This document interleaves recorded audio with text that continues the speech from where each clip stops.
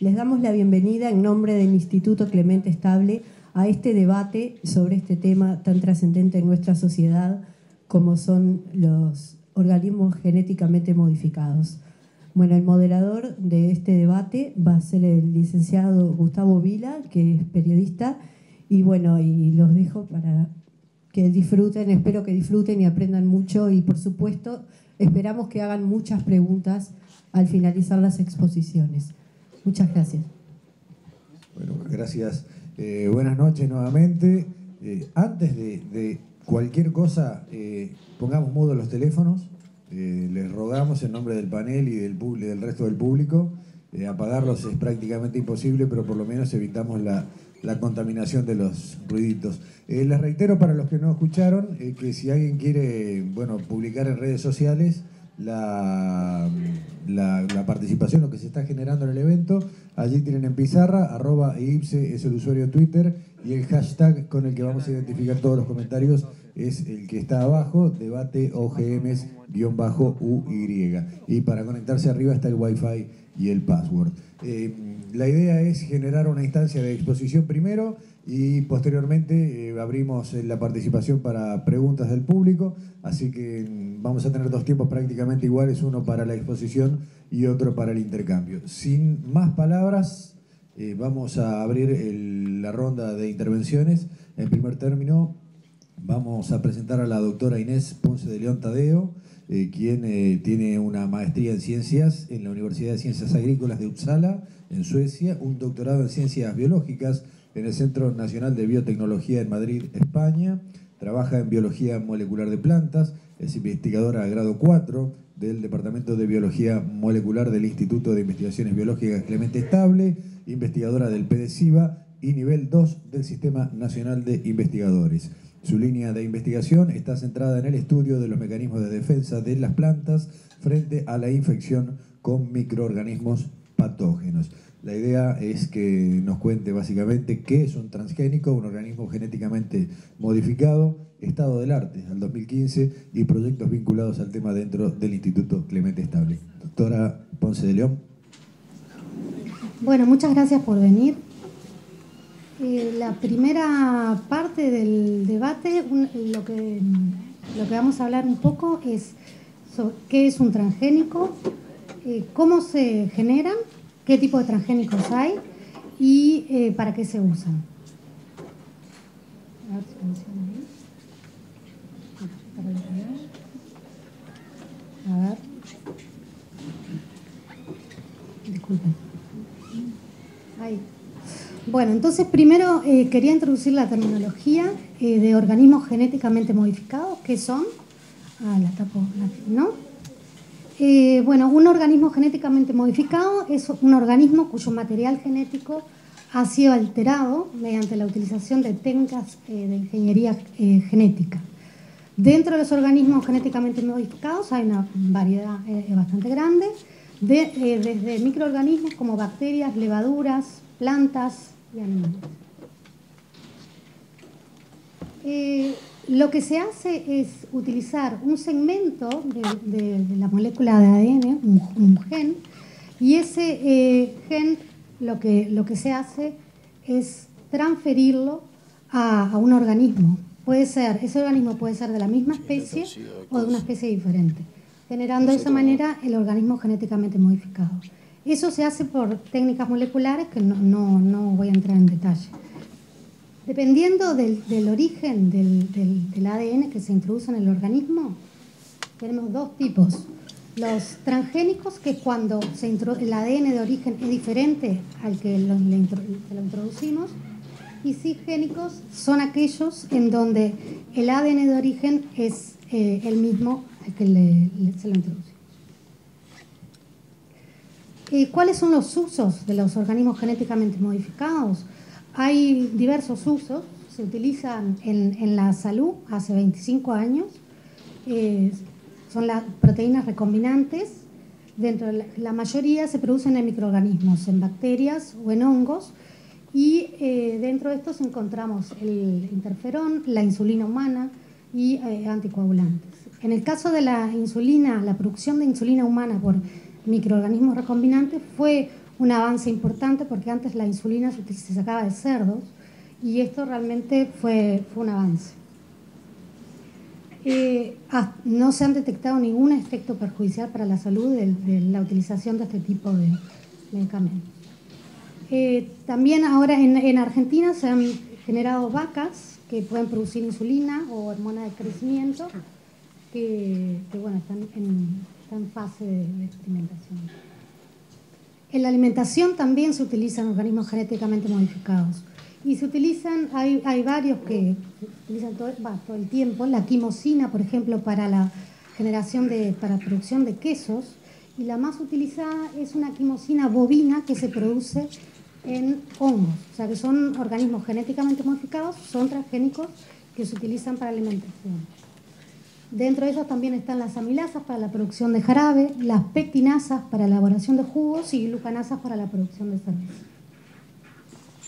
Tampoco se ha visto que tengan un efecto perjudicial para la salud el consumo de ninguno de estos alimentos.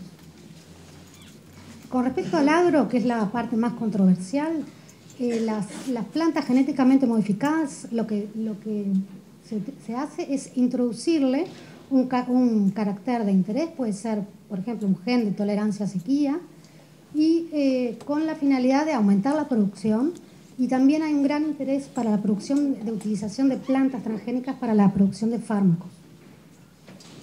Una de las plantas transgénicas más conocidas es la soja, con tolerancia herbicida, el glifosato.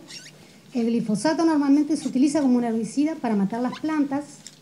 Lo que hace es inhibir una enzima que es muy importante para la producción de aminoácidos. Se necesitan esos aminoácidos para que el organismo pueda vivir. O sea que al aplicar el glifosato, la planta se muere.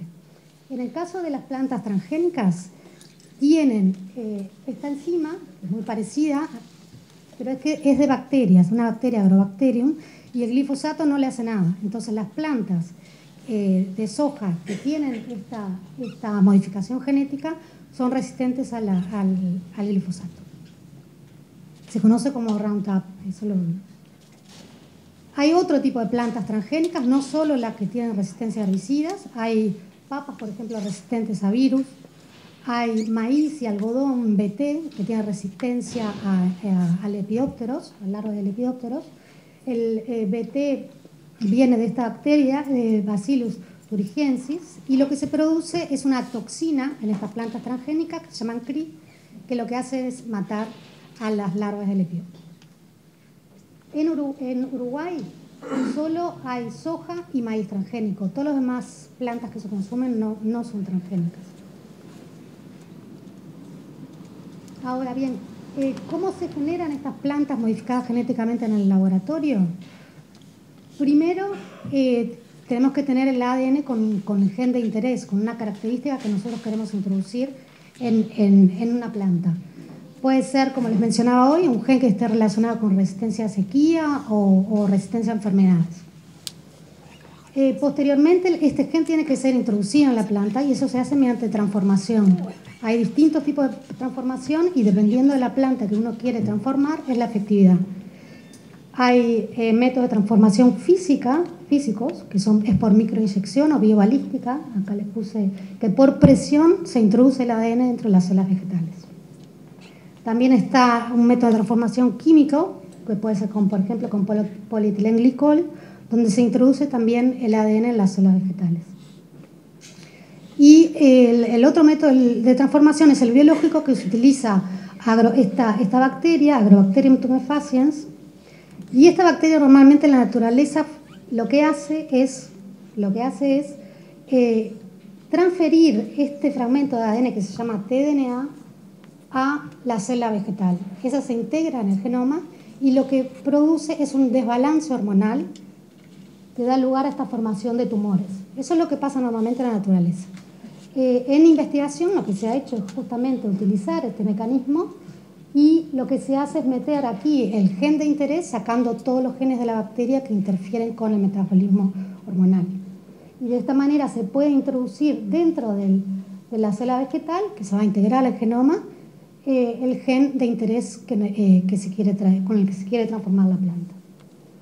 También se utiliza, generalmente esto va asociado con una resistencia a algún antibiótico para poder seleccionar después las plantas que fueron transformadas y una vez que se selecciona, después se regeneran las plantas que se transformaron y se obtienen las plantas.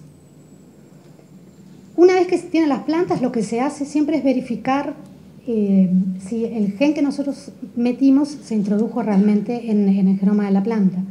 Y eso se hace por técnicas moleculares. Primero se ve si está presente, se ve si está presente el gen que metimos, en cuántas copias se insertó, y si uno quiere seguir analizando se puede hacer también una secuenciación de la inserción a ver dónde está en el genoma. Como les mencioné entonces anteriormente, hay distintos tipos de plantas modificadas genéticamente, pueden ser transgénicas o cisgénicas, dependiendo del origen del ADN que utilizamos. Y ahora hay una nueva tecnología bastante reciente que se llama edición del genoma, que es bastante complejo, no voy a entrar en detalles, pero lo que les quería mencionar es que se pueden hacer mutaciones puntuales eligiendo de antemano dónde se va a hacer la mutación, y eso se hace de una manera muy eficiente. En el caso de los transgénicos y cisgénicos, nosotros el ADN se inserta al azar en el genoma, después verificamos dónde se insertó y podemos saber, por lo tanto, el cambio producido. Y en el caso de esta nueva tecnología, aquí ya sabemos de antemano qué es lo que vamos a modificar, y no requiere ni de mecanismo de selección, y además como es un mecanismo muy eficiente. Ahora bien, los cultivos, quería mencionar un poco los cultivos que se utilizan, que nosotros utilizamos hoy en día, no transgénicos, cómo se generaron. Eso es se generaron la mayoría de estos cultivos por mejoramiento genético, por cruzamientos hechos por el hombre, por las personas. Y originalmente, por ejemplo, esto es un ancestro de lo que era originalmente una zanahoria. Les puse varios ejemplos, que por selección se hicieron cruzamientos y fueron seleccionando hasta obtener hoy en día lo que consumimos como la zanahoria. Acá les puse, también está lo que era el ancestro de la lechuga, del maíz y el tomate, que era un tomate muy chiquito y se seleccionó por un fruto más grande que fuera, más grande. Esto todo se hizo por cruzamiento y por selección artificial, no se hizo naturalmente. Y los cambios que se producen en el genoma por estos cruzamientos en general no sabemos cuáles son. Acá les puse otro ejemplo, que es el caso de las brásicas, los repollos y los coles, que este es el ancestro original, y por cruzamientos y selección se fueron generando a lo largo de muchos años distintas variedades que consumimos hoy en día. Por otro lado, también mencionar que muchas de las variedades que utilizamos hoy se generaron por mutagénesis, por radiación y por mutagénesis química. Acá es un ejemplo de un ensayo donde acá está una fuente de radiación gamma con distintas plantas y se selecciona después la característica de interés. Por ejemplo, plantas que tengan mayor producción de semilla o la característica que uno desea. Aquí este es un ejemplo de algunos ejemplos de distintas variedades que fueron obtenidas por radiación o por mutagénesis. Quiero aclarar que estas plantas no son radiactivas, simplemente lo que se hace con la radiación es introducir puntuales cambios en el genoma. Y dentro de esto, por ejemplo, encontramos esta variedad de arroz, que fue hecha por rayos gamma, lechuga, por este mutágeno químico u otras. En este caso también la mayoría de las veces los cambios que se producen en el genoma no se conocen. Y aquí esta es una fuente donde se van registrando las distintas variedades generadas por mutagénesis, y hasta hoy en día hay unas 2.200 aproximadamente. Muchas de las variedades que consumimos hoy fueron generadas así. Y no se ha visto que esto tenga ningún efecto perjudicial tampoco para la salud. El otro concepto que quería transmitir es un poco la transferencia horizontal. En la naturaleza los microorganismos, y no solo los microorganismos, sino los organismos intercambian información genética. Y este es un ejemplo de una bacteria de E. coli que transfiere fragmentos de ADN a otra bacteria, puede ser esta. Y eso es muy importante para la evolución de las especies y para la estructura del genoma. Y el caso típico que ya les mencioné anteriormente es cómo la bacteria Agrobacterium transfiere material genético a las células vegetales naturalmente. Y en ese sentido les quería mencionar una publicación que salió recientemente, ahora este mes, de boniatos, que serían transgénicos naturales, que en realidad lo que se encontró en este grupo, lo que vio es que en los tomates cultivados que consumimos hay un fragmento bastante grande de ADN de Agrobacterium, de la bacteria que lo pasó al boniato, y ese fragmento de ADN contiene varios genes que están involucrados en la producción de auxina, que es una hormona que favorece el desarrollo de la raíz. El boniato es una raíz. Y entonces, al cabo de todos estos años, se ha seleccionado a favor de boniatos grandes, y lo que vio este grupo es que el 100% de los que ellos analizaron, eran 22 por ahí, todos tenían este fragmento de ADN, mientras que la especie de boniato no cultivada no lo tiene. O sea que hay una transferencia que se dio naturalmente de la bacteria al boniato que hoy en día está presente en la mayoría de los boniatos cultivados, en todo lo que ellos analizaron. Con respecto al uso de investigación, la producción de nosotros como investigadores, la generación de transgénicos y cisgénicos es una herramienta muy útil para poder analizar la función de un gen. En el caso del laboratorio, Departamento de Biología Molecular, una de las líneas de investigación es justamente mejorar la resistencia a patógenos, y la idea es poder utilizar las propias defensas de la planta para bajar la utilización de pesticidas. Y para eso estudiamos diferentes tipos de genes que pensamos que pueden estar involucrados en la defensa de la planta frente a la infección con bacterias, con hongos, con virus. Y lo que hacemos, por ejemplo, esto es un gen de Arabidopsis, podemos, utilizando plantas transgénicas que tienen un gen de una bacteria, que la proteína nos puede indicar dónde se prende ese gen, nos puede indicar de alguna manera una posible función. Por ejemplo, acá estas son hojas que fueron inoculadas con una bacteria, y ven aquí es exactamente donde se activa ese gen. Lo siguiente que hacemos en la investigación generalmente es generamos plantas que tengan altos niveles de esa proteína que nosotros pensamos que está involucrada en la defensa, y plantas que no la producen, y comparamos cómo responden esas plantas frente a la infección. ¿Se enferman más? ¿Se enferman menos? Aquí les muestro, por ejemplo, un gen de otra planta que fue introducida en esta planta modelo en Arabidopsis, y lo que vimos es que las plantas transgénicas que tienen este gen son más tolerantes a la salinidad comparadas con plantas no transformadas.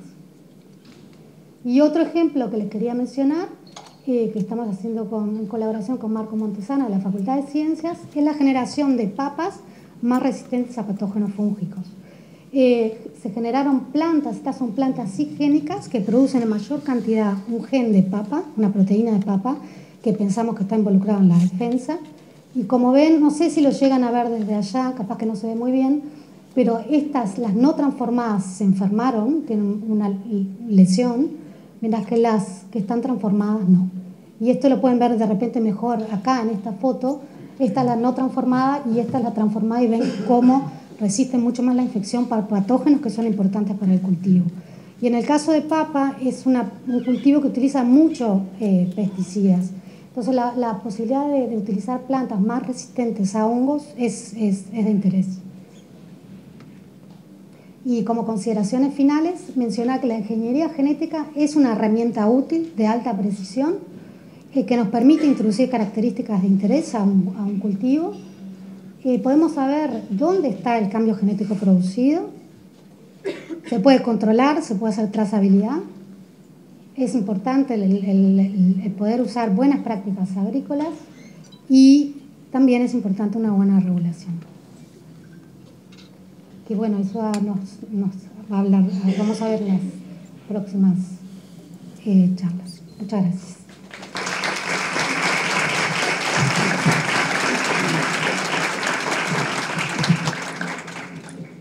Continuando con las exposiciones, es el turno ahora de presentar al profesor Claudio Martínez de Bat, doctor en Biología Molecular y Celular, químico farmacéutico, profesor adjunto de la sección Bioquímica del Instituto de Biología de Facultad de Ciencias de la UDELAR. Es investigador categorizado por la ANI, profesor visitante de la UNAM de México, colaborando con la doctora Elena Álvarez Buila del Instituto de Ecología y el Centro de Investigaciones Interdisciplinarias en Ciencia y Humanidades. También es profesor visitante en la UNA de Costa Rica.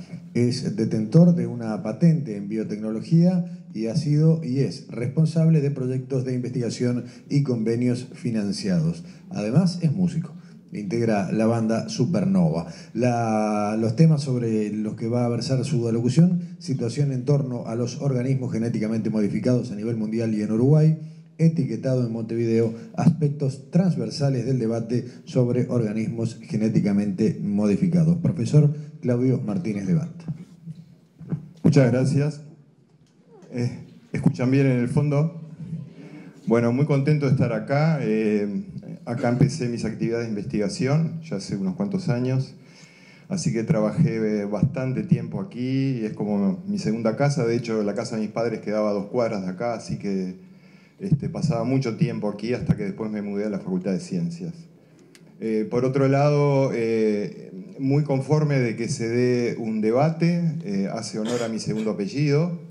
Y hace tiempo que estábamos esperando de que esto se diera, de poder así presentar públicamente el tema, que es un tema que no ha estado en la agenda política no apareció, ni en las elecciones nacionales, ni en las departamentales, siendo que me parece que es un tema que, dada la convocatoria que estoy viendo, es un tema bastante sensible. Entonces me parece súper importante de que el debate por lo menos se instale.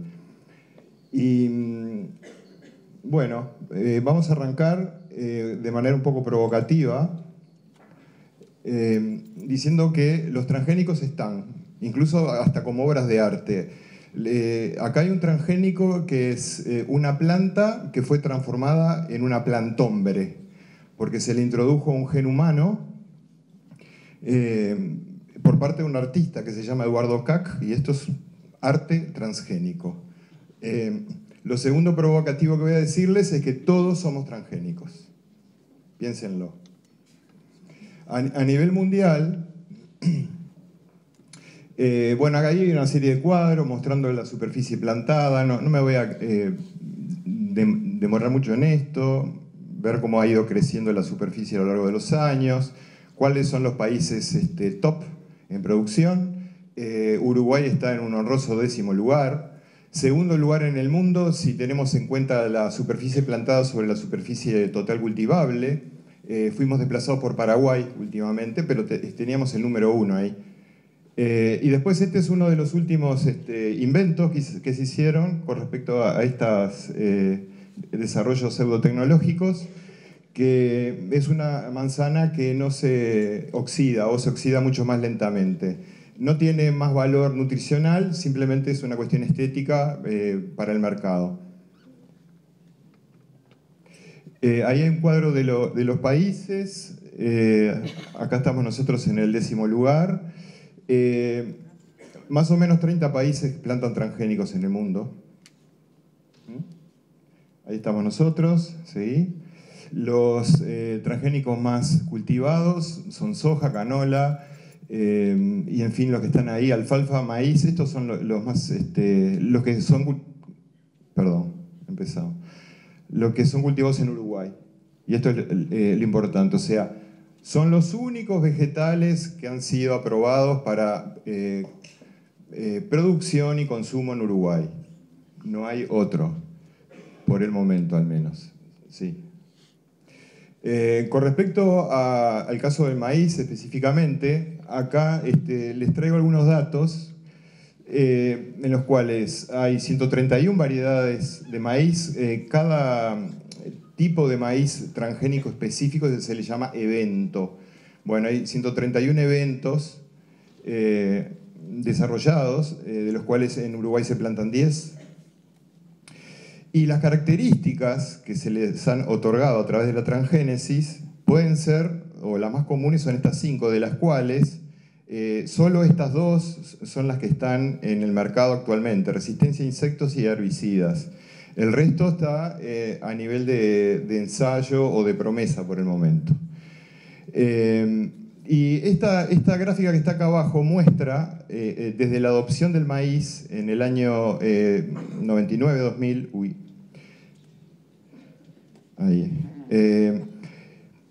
como les decía, el maíz fue, en su principio fue diseñado para que fuera tolerante a insectos, o sea, se transformó la planta en un insecticida. Y es lo que se ve en anaranjado ahí, ¿no? Con el tiempo se empezó a agregar otro tipo de rasgo o de carácter, que es la tolerancia a herbicidas, que se ve ahí en azul. Y en los últimos años lo que estamos viendo es un crecimiento grande de los que se llaman eventos apilados. O sea, en la misma planta se están introduciendo transgenes de resistencia a insectos y de resistencia a herbicidas. ¿Me explico hasta acá? ¿Por qué se da esto? Porque la naturaleza lo que ha hecho es desarrollar resistencia. Como desarrolla resistencia, los insectos desarrollan resistencia y las malezas desarrollan resistencia a los herbicidas por mecanismos epigenéticos, la estrategia seguida por las empresas ha sido el apilado de eventos sobre la misma planta. Vale decir que entonces los maíces que se están plantando ahora pueden ser resistentes a herbicida también, además de ser insecticidas. Esta es una lista de los eventos aprobados en Uruguay. Simplemente recalcar aquí, bueno, acá está el evento, la empresa, la característica y la secuencia de ADN que se le introdujo y la característica acá con su nombre, pero para mostrarles, estos son los 2 eventos más plantados en Uruguay, Mono 810 BT11, y que a partir del 2011 empiezan a aparecer los apilados. Bueno, entrando a lo que es un alimento genéticamente modificado transgénico, esta es una diapositiva de mi estudiante de maestría, Maylene Arleo, como algunas de las cuales le voy a mostrar a continuación, parte de su tesis que acaba de defender. Es un alimento derivado de un organismo cuyo material genético ha sido modificado de una manera que no se produce naturalmente. Por ejemplo, a través de la introducción de un gen de un organismo diferente. Yo me pregunto acá entonces si las técnicas de edición del genoma se producirían naturalmente. Eso podría estar bueno debatirlo después.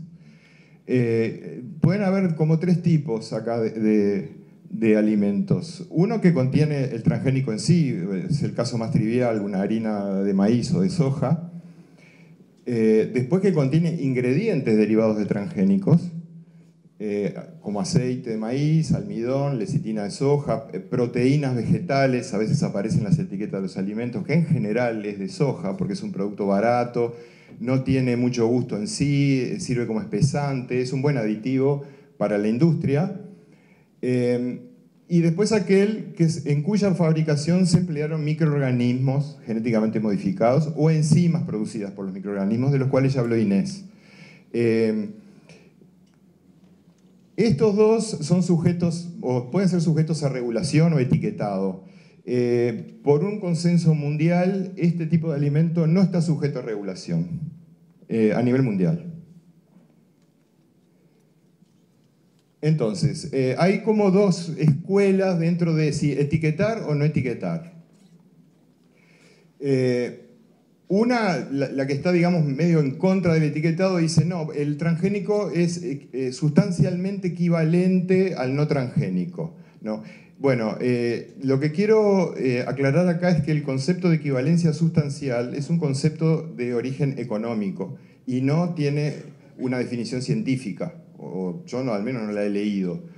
Fue inventado por la OCDE en 1993. ¿tá? Y se basa en que un alimento derivado de transgénicos es tan seguro como el alimento convencional.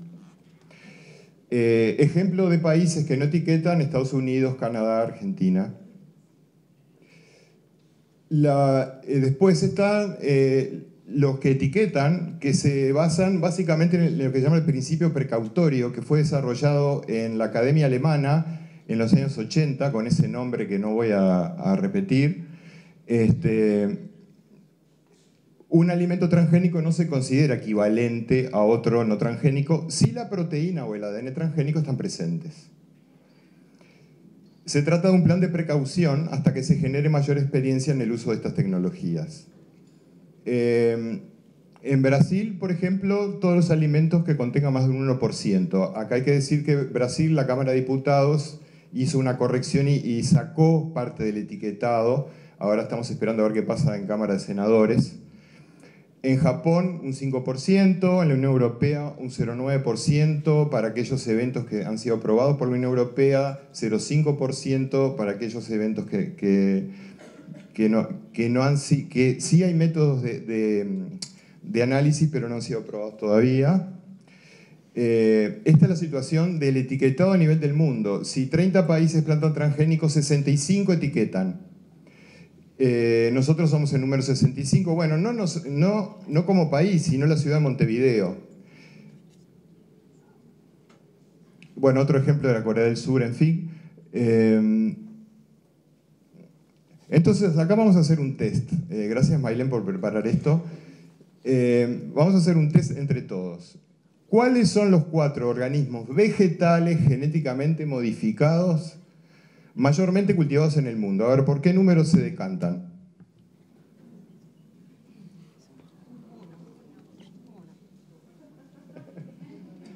Esta es fácil, ¿no? Esta es fácil. A ver, la segunda. ¿Cuál de las siguientes categorías de alimentos pueden contener estos transgénicos vegetales? Panes, galletas, alfajores, dulces, congelados, pizzas, hamburguesas, milanesas, salsas y aderezos para ensalada. Todas. ¿Qué porcentaje de alimentos que se encuentran en los supermercados de Estados Unidos contienen ingredientes transgénicos? A ver, esta es más difícil.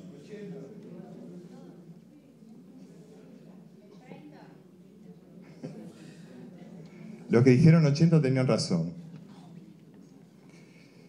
Seguimos con la segunda parte del test. Esta es más fácil, verdadero o falso, o sea, menos opciones.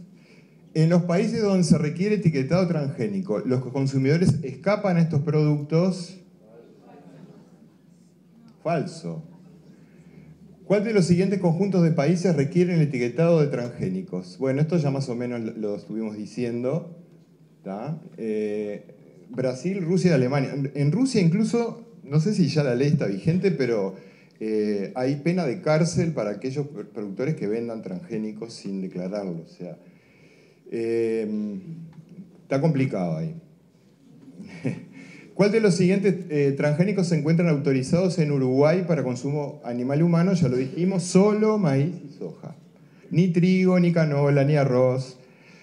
En el caso de papa y tomate hay un evento de papa y otro de tomate que están en investigación por parte de línea, pero no están liberados para consumo.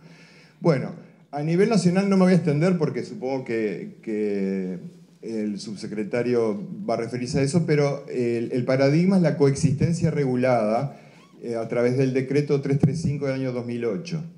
Pero con respecto al etiquetado de los alimentos, es voluntario, GM o no GM, aplicable a aquellos alimentos en los que se pueda comprobar mediante análisis del producto final la presencia de ADN o proteínas genéticamente modificadas. Bueno,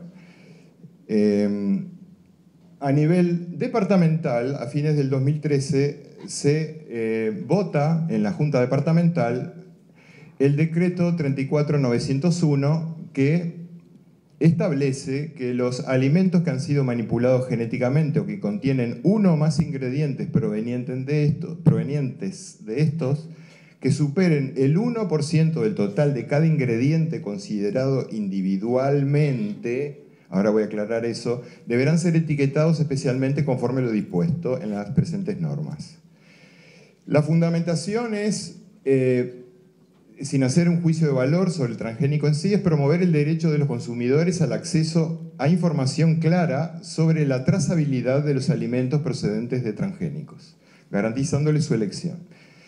La trazabilidad en sí es algo que está, digamos, ahora en estudio y tratándose de implementar. La trazabilidad sería poder seguir el origen de un alimento desde el campo hasta la góndola, ¿tá?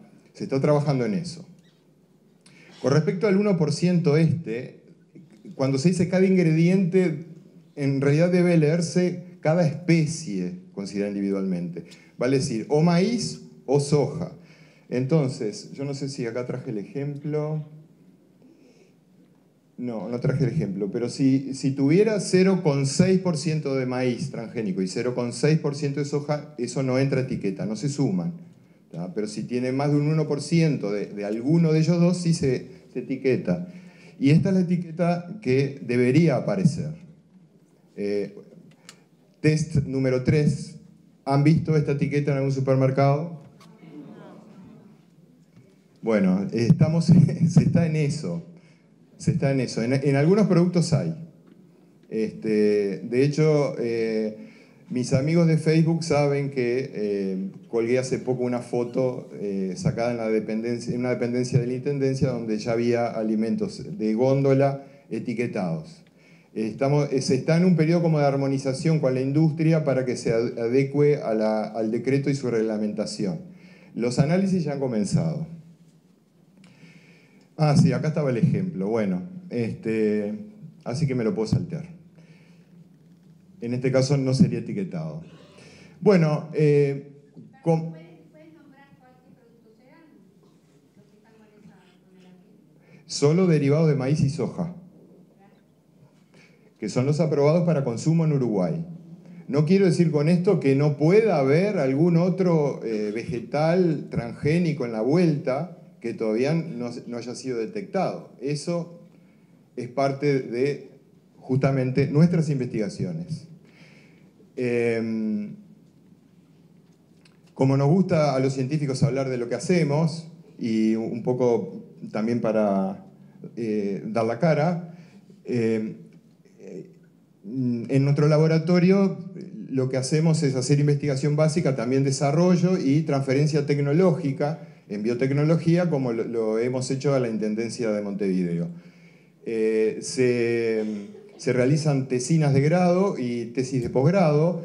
Acá les presento un ejemplo nomás de una tesis de grado de Fabiana San Martín, que ahora está trabajando en el Instituto Pasteur, donde lo que estamos haciendo es analizar tipo combo. O sea, una matriz alimentaria, por ejemplo la hamburguesa, qué especies animales y vegetales, incluyendo transgénicos, hay en ese alimento, ¿no?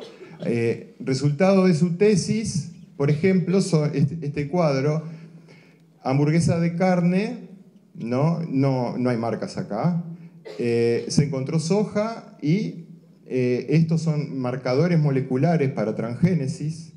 Entonces una hamburguesa de carne puede ser transgénica o contener material transgénico como soja, por ejemplo.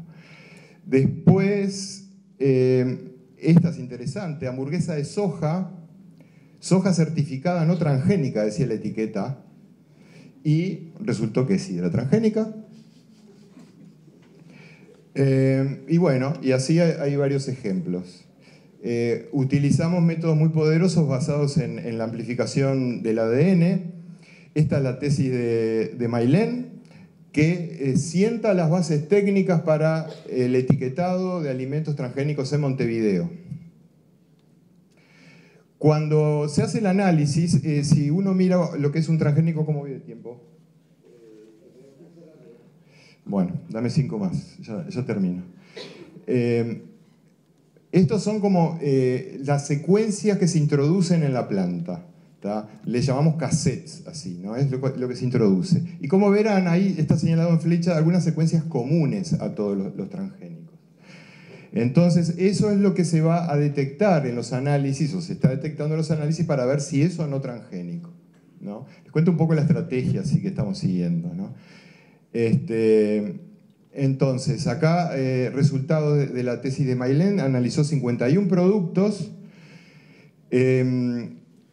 productos que provenían de México, España, Francia, de Uruguay 21, de esos 21, 10 dieron transgénico y 6 serían etiquetables, y del total que analizamos, 18 de los 51 serían etiquetables. Esto es lo mismo en gráficas. Buscamos un evento que no está autorizado en el país, el BT 176, que sí se planta en Argentina, está autorizado, no lo encontramos. Esta es la tabla con todos los resultados, no voy a entrar en detalles. Después, el segundo tipo de trabajo es estudiar la materia prima. ¿Qué pasa con el maíz? El maíz no transgénico se está contaminando por el transgénico. Esto es un trabajo que sentó las bases de un grupo interdisciplinario de la universidad que está trabajando en estos momentos cada vez con mayor fuerza, donde estamos, le llamamos el grupo transgénicos, pero analizamos todo el paquete tecnológico desde varios ángulos. Tenemos varios proyectos en marcha. El primer proyecto fue el de flujogénico y encontramos que sí había contaminación del maíz no transgénico por el transgénico a través del polen. Si bien es una frecuencia baja, pero sí existe contaminación, lo cual pone en peligro todo lo que es la producción orgánica. O por lo menos pone en duda lo que se llama la coexistencia regulada. ¿Cómo puede coexistir un maíz transgénico con un transgénico cuando hay un flujo de polen que pasa de uno a otro? En la mitad de las situaciones analizadas se detectó la presencia del transgén. El evento detectado corresponde al presunto origen de contaminación, eran campos cercanos. Se detectó interpolinización a distancias de hasta 330 metros. Estudios posteriores hemos encontrado hasta distancias de 1000 metros contaminación. Es un tema muy complejo, súper complejo, con muchas aristas. Fíjense cuál pongo en primer lugar. En el cual no hay un consenso todavía en estos aspectos. Hay muchos intereses económicos atrás, porque estamos hablando de productos comerciales, en este caso. E incluso hay una cuestión geopolítica que nos atañe a todos, que trasciende a lo que es un solo país, ¿no? Entonces, digo, hay que mirar el tema de manera realista. A nosotros nos ha tocado cumplir este rol de alimentar a los chanchos chinos y las vacas europeas, ¿no? Y en eso es lo que estamos dentro de la República Unida de la Soja. A nivel científico es un campo de batalla, esto es un artículo de Nature. No voy a entrar demasiado en detalles, pero sí hay un grupo de científicos que empezaron a abrir los ojos ante los efectos que tenía el paquete tecnológico, más allá del transgénico en sí. El paquete tecnológico con un uso masivo de fitosanitarios, o también llamados pesticidas o agrotóxicos. Si quieren más información, hay un capítulo de un libro que escribimos y se publicó en México, eso se puede bajar. Y quería resaltar el trabajo de Andrés Carrasco, fallecido el año pasado, que demostró los efectos tóxicos del glifosato y sus formulaciones comerciales en modelos animales, a partir de la realidad argentina de salud humana en las provincias fumigadas masivamente. ¿Qué está pasando ahora? Y ya esto para terminar, ya estoy terminando, sí. ¿Por qué? En primer lugar, decir que para nosotros el etiquetado ha sido una victoria, porque para nosotros está bueno de que tengamos la libertad de poder decidir si queremos consumir o no transgénicos. ¿Y cuál sería, en mi opinión, estoy hablando acá como Claudio Martínez, no represento a la Facultad de Ciencias en la Universidad de la República, en ese sentido, uno de los mayores peligros presentes acá es el residuo de fitosanitarios o agrotóxicos en los granos. Este trabajo de este año muestra que los granos de soja del mercado contienen altas concentraciones de herbicidas.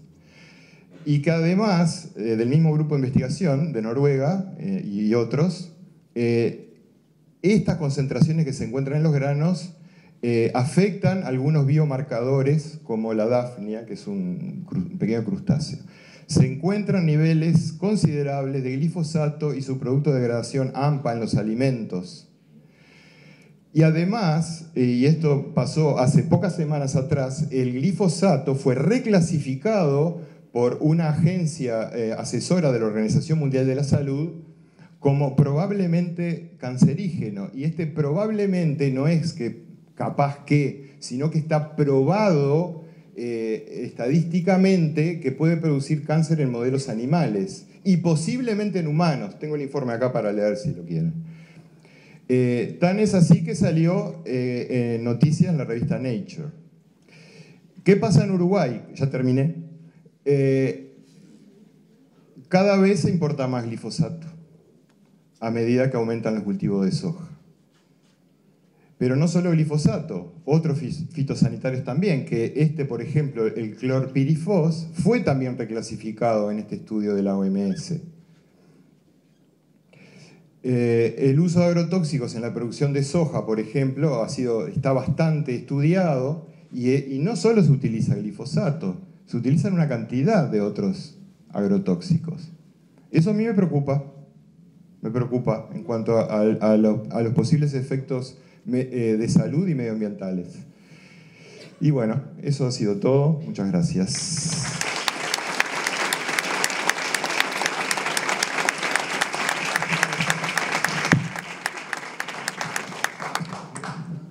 La siguiente exposición estará a cargo de la doctora Claudia Piccini, quien realizó su maestría y doctorado en Ciencias Biológicas en el PDCIVA de la Universidad de la República. Es investigadora grado 4 del Departamento de Microbiología del Instituto Clemente Estable, así como investigadora de PDCIVA y del Sistema Nacional de Investigadores. Su línea de investigación durante los últimos 15 años se ha centrado en la ecología de microorganismos acuáticos, con énfasis en los factores ambientales que condicionan la estructura y función de las comunidades microbianas en los ecosistemas. En el marco de esta línea, colabora activamente con investigadores de la Facultad de Ciencias, sección Limnología, y del Centro Universitario Regional del Este, el CURE, en el marco de la Universidad de la República. Básicamente, la exposición va sobre impacto ambiental de paquetes tecnológicos con transgénicos. Doctora Claudia Piccini.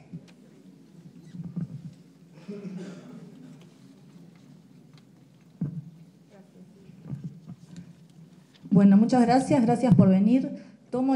¿Se oye de allá atrás? Tomo la última parte de la presentación de Claudio porque voy a enganchar ahí más que nada el efecto de... Por más que el impacto de los cultivos transgénicos en el agua, más que nada el impacto del modelo, del paquete tecnológico, como mencionaba Claudio, sobre los ecosistemas acuáticos, el efecto de de aplicar ese paquete. Aquí no sé si llegan a ver bien, todo lo que está en celestito, claro, son todos los espejos y cursos de agua que tenemos en Uruguay, es del Sistema de Información Geográfica del Ministerio de Ganadería, de la Dirección de Recursos Naturales Renovables. Como ven, somos un país que tiene, a pesar ahora de la sequía, una abundancia de recursos hídricos y, bueno, los recursos hídricos son todos aquellos recursos de agua que están disponibles o potencialmente disponibles en cantidad y calidad suficientes en un lugar y en un periodo de tiempo apropiado para satisfacer la demanda. Es la definición de la UNESCO. Aquí lo que vemos es un mapa de Uruguay con zonas, con la disponibilidad de agua en el suelo. ¿Cuál es el agua potencialmente disponible para los vegetales en los suelos de Uruguay? Yo marqué aquí dos áreas donde hay, como ven, el azul es una disponibilidad muy alta. Los colores acá no se ven muy bien, pero este color verdecito es alta y verde es de media a alta. Y aquí marqué estos dos porque al superponerlos con un mapa de la cobertura de tierra de Uruguay, vemos que en esos dos lugares que hay mucha agua disponible en el suelo, coincide con los cultivos de soja, los cultivos de secano, en el cual la soja, y como dijo recién Claudio, es uno de los principales cultivos, Y en el caso del norte aquí, coincide más que nada con la forestación. Son lugares donde hay mucha agua disponible y hay una intensa actividad de agricultura de este tipo de cultivos. Lo que nos va a, digamos, por el tema del debate de hoy, nos vamos a enfocar en los cultivos de secano, principalmente en la soja, por ser toda transgénica la que se cultiva. Aquí, similar a lo que mostró recién él, vemos la evolución de la superficie dedicada a estos cultivos, sobre todo en celestito claro la soja, que es la variedad transgénica resistente al herbicida glifosato, y vemos desde el año 2003-2004 hasta el 2011 la superficie dedicada a este tipo de cultivos se triplicó, y especialmente la de la soja. En esta otra gráfica, toda esta información que yo les estoy mostrando, cualquiera la puede obtener de la página, de las distintas páginas del Ministerio de Ganadería, Agricultura y Pesca. Toda esta información está disponible, anualmente se actualiza. En esta otra gráfica vemos la relación entre no sé si se llega a ver aquí, creo que no, aquí en esta línea es la superficie destinada al cultivo de soja, y las líneas verdes son las toneladas de glifosato que se importan anualmente. Entonces vemos que también en el similar periodo del 2004 al 2011, si lo comparamos con la gráfica anterior, la importación de glifosato se duplicó. Si vemos el total de todos los agrotóxicos fitosanitarios, o como se le quiera llamar, importados, por ejemplo, en el año pasado, todas las distintas formulaciones de glifosato constituyeron más del 50% de los productos químicos importados para la agricultura. ¿Qué es el glifosato que tanto estamos hablando hoy? Como mencionó Inés antes, es un herbicida, es ¿qué es lo inteligente de esta molécula? ¿En qué actúa? Actúa a nivel inhibe una enzima que es muy importante para generar aminoácidos que son importantes, una vía de generación de aminoácidos que se encuentra en los cloroplastos, que son las fábricas, digamos, son los organelos que tienen las plantas y las algas para hacer fotosíntesis. Entonces, como verán, todas las plantas y todos los organismos que tengan cloroplastos son potencialmente sensibles a esta molécula porque le inhibe esa enzima y no le permite sintetizar determinados aminoácidos. Por eso se dice que es un herbicida de amplio espectro, porque a todo el que tenga esa enzima le va a dar. Entonces, esta enzima está, como decía, en los cloroplastos y está en bacterias, además, y hongos. No solamente en los organismos que hacen fotosíntesis, en los productores primarios, sino también en bacterias y hongos. Y el glifosato puede ser biodegradado por las bacterias, porque las bacterias pueden degradar casi todo lo que uno le ponga si le damos tiempo. Y el producto principal de degradación microbiana del glifosato es la molécula que tiene un nombre espantoso y que se abrevia como AMPA. Entonces, por lo general, la degradación de bacterias es muy rápida en el suelo, eso dicen quienes inventaron el glifosato, y las publicaciones de las empresas como Monsanto que hacen investigación en este tema, se dice que es muy rápida su degradación en el agua y menos rápida en el suelo, es muy rápida en el suelo y muy baja en el agua por parte de las bacterias.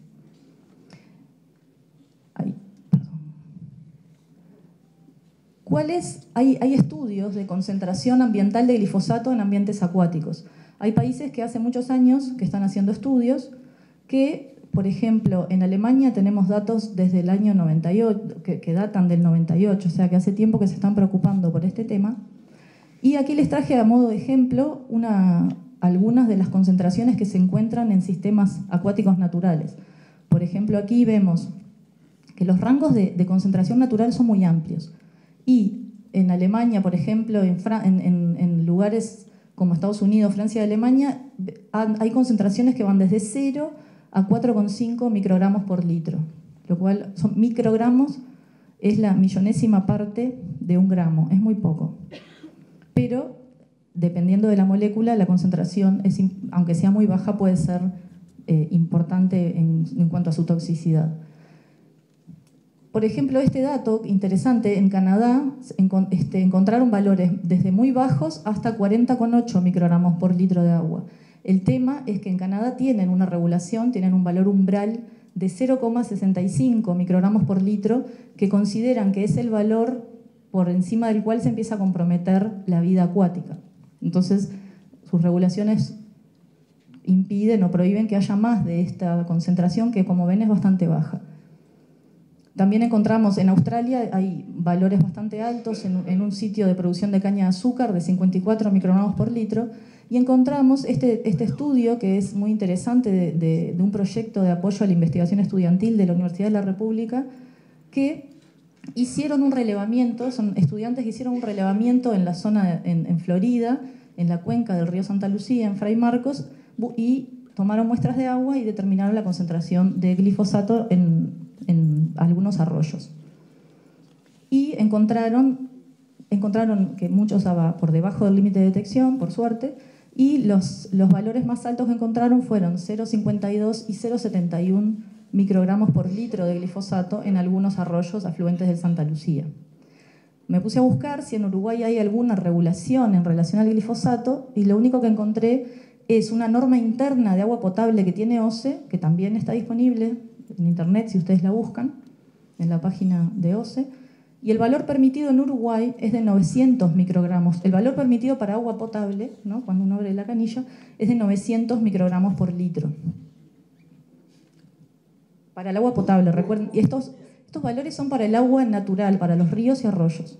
Y en Uruguay, para agua potable, es este.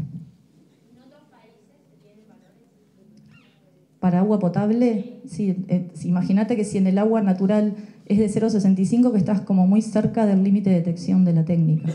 Entonces, evidentemente, para agua potable lo ideal es que sea 0, seguramente esos países tienen 0. Sí, encuentran sí, claro, claro. Sí, por suerte, en este estudio se ven, sí. Interesante es que no hay consenso en cuánto es la vida media del glifosato en el agua. Busqué información, hay de todo. En Argentina hay estudios donde encuentran que es de 4 a 11 días, y en otros lugares son 200 días, depende mucho del tipo de agua, de las características físico-químicas del agua, de si es agua dulce o salada. Entonces no hay un que diga el glifosato se degrada en 11 días, o en 4, o en 230, o en 300, hay de todo en el agua, porque depende mucho de la comunidad también, que haya la comunidad microbiana capaz de degradar eso que haya en el agua. En cuanto al efecto del glifosato sobre los organismos acuáticos, sobre el sistema acuático en general, hay muchísimos estudios también.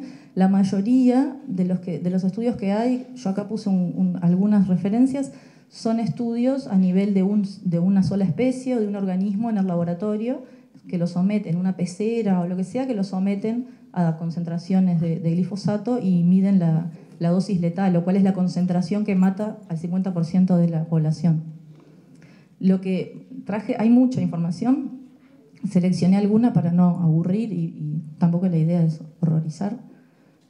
Y se encontró que el glifosato afecta significativamente, por ejemplo, a caracoles acuáticos, inhibe la eclosión de los huevos, aumenta la mortandad en juveniles de pejerrey. También hay ensayos de cuál es el efecto de este herbicida sobre el metabolismo de algunos peces y organismos, y se ve que en bagres, por ejemplo, disminuye la actividad de algunas enzimas, altera el número de especies, porque imagínense que si el glifosato lo que va a hacer es inhibir una enzima que está en los cloroplastos, y como sabemos, la energía de los sistemas acuáticos, los productores primarios de esa energía son las algas y las cianobacterias, y si es una molécula que actúa a nivel de la fotosíntesis, va a alterar, o uno puede a priori piensa que va a alterar a todos aquellos que hagan fotosíntesis que están en el agua. Entonces, altera. Ahora, Bueno, acá son dosis muy... Cuando hacen experimentos con especies individuales, son dosis muy altas. Son mucho más altas que las que estábamos viendo acá, que es como lo que va a los sistemas acuáticos. Los experimentos para ver la dosis letal o la concentración letal de glifosato son en el orden de los miligramos, o sea, 1000 veces más que los que yo les estaba mostrando, que son microgramos. Son dosis bastante altas, muy altas. En el caso del glifosato, los estudios a nivel de las comunidades, por ejemplo, de algas, son concentraciones bastante más bajas las que se usan para hacer estos estudios. Ahora vamos a ver. ¿Qué pasa? El glifosato, en Argentina, por ejemplo, se hicieron unos estudios donde agregaban glifosato en una especie de laguitos, charcos artificiales, en distintas concentraciones para ver cuál es el efecto sobre la estructura de especies de algas. Y vieron que efectivamente generaba alteraciones, pero no solo por el efecto en sí del glifosato sobre las algas, sino también porque toda la cadena, toda la trama trófica, o lo que llamaríamos la cadena alimenticia acuática, se ve alterada, porque si los que se comen a las algas no son, por más chiquitos que sean, seleccionan también lo que comen. Entonces, si justo desaparece, disminuye o aumenta una población que sea la que esos organismos comen, genera también un cambio en la población de los que se comen a esas algas. Y a su vez eso genera que los pececitos que comen a esos otros animalitos también se altere su estructura. O sea, se va como alterando toda la estructura de las comunidades porque se altera la estructura básica de los productores primarios. Como si cambiáramos el tipo de pasto, vamos a alterar también a los que se comen ese pasto. Entonces se altera toda la trama trófica del agua. Entonces esto que está acá cambia la estructura, cambia el funcionamiento de todo el ecosistema y su efecto se extiende a toda la trama trófica. Aquí vemos ejemplos de lo que decía él, de estos datos que mostré anteriormente. Estas son las gráficas del efecto del glifosato en 3 especies. Esto es en Argentina, este es un pejerrey argentino le llaman, una yeninsia y unos renacuajos de este sapo que vive en zonas costeras, que los renacuajos, como ven, a lo largo del tiempo y a concentraciones crecientes de 4 a 12 miligramos por litro, los renacuajos realmente no pueden el porcentaje de supervivencia en relación al control es muy bajo. O sea, los renacuajos de este bicho son muy sensibles al glifosato. Los pejerreyes un poco más resistentes. Y esto es el efecto de una de las formulaciones del glifosato que se llama Escoba 3 Max. ¿Qué pasa? Como venía diciendo, si ustedes alteran la estructura de la trama trófica, se altera todo el ecosistema y pasamos de un ecosistema en equilibrio, donde toda la cadena alimenticia funciona, a un ecosistema donde empieza a perturbarse ese equilibrio y puede llevar eventualmente a la pérdida a la degradación ambiental.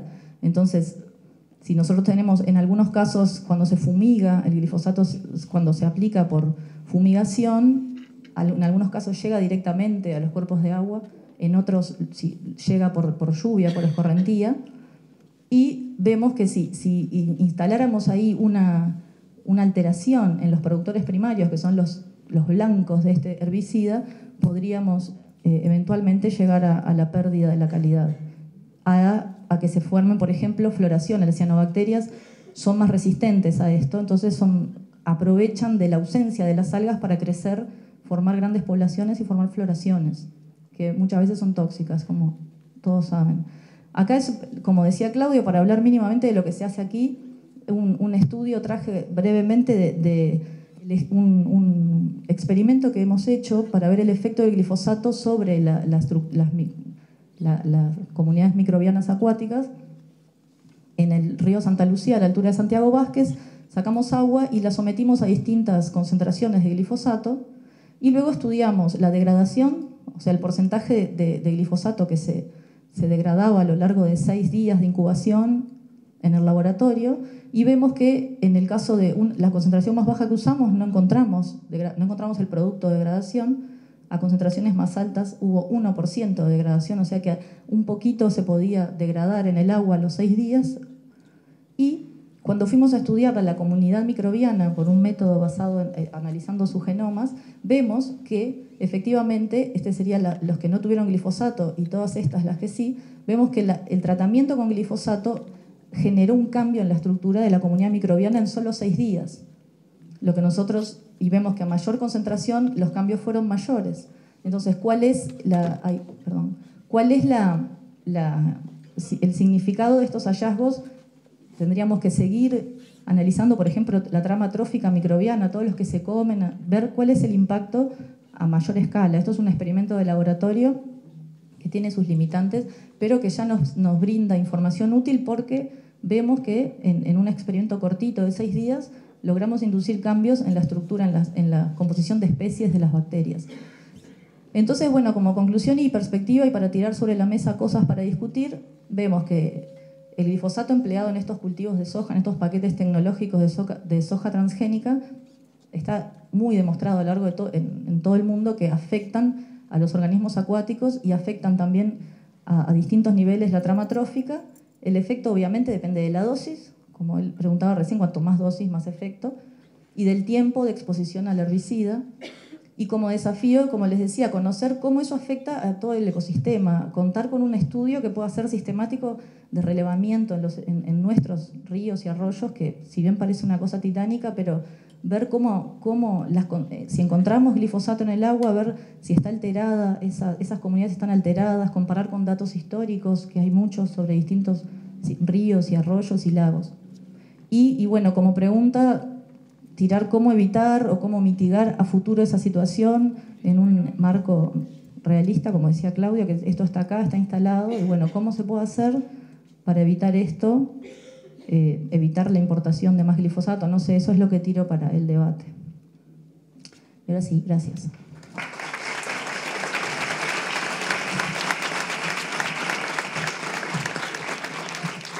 Cerrando esta primera rueda, recuerden que después vamos a habilitar la instancia de intercambio de preguntas por un tiempo prudencial. Vamos a presentar al ingeniero Enzo Benech, quien en este momento es ministro interino de Agricultura, Ganadería y Pesca. Es ingeniero agrónomo con una maestría en tecnología de semillas.